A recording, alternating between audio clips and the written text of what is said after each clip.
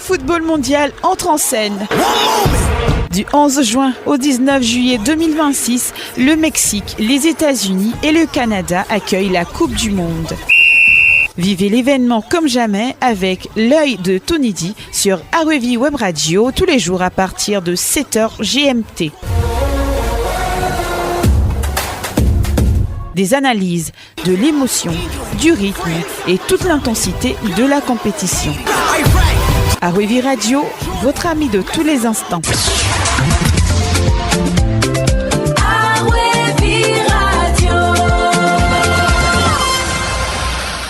Bonjour. Aujourd'hui, je vous propose de revenir quelque peu sur le séisme qui secoue le football ivoirien après l'élimination précoce des éléphants en 16e de finale de la Coupe du Monde 2026. C'est une phrase qui m'a interpellé. Celle-ci, je cite, « Il y aura des coups d'éclat mais difficile d'installer des succès dans le temps ». Fin de citation. Ce constat implacable, il est signé du journaliste ivoirien Malick Traoré. Après le traumatisme de cette élimination prématurée, la Côte d'Ivoire du football s'est réveillée avec la gueule de bois. Mais soyons honnêtes, ce crash en 16e de finale est-il vraiment une surprise? Eh bien non, c'est le retour de bâton d'un mal profondément ivoirien, la politique du feu de paille. Chez les éléphants, on adore le spectaculaire. On gagne des trophées sur un sursaut d'orgueil, au talent pur porté par une ferveur populaire mystique. On célèbre, on danse, on s'auto-congratule. Et puis, plus rien. On oublie de bâtir. Le football moderne ne tolère plus l'improvisation. Pendant que d'autres nations planifient sur 10 ans, injectent de la rigueur dans la formation et sanctuarisent leur vestiaire, la sélection ivoirienne, elle, semble perpétuellement otage de ses propres démons. Malick Traoré a mis le doigt là où ça fait mal.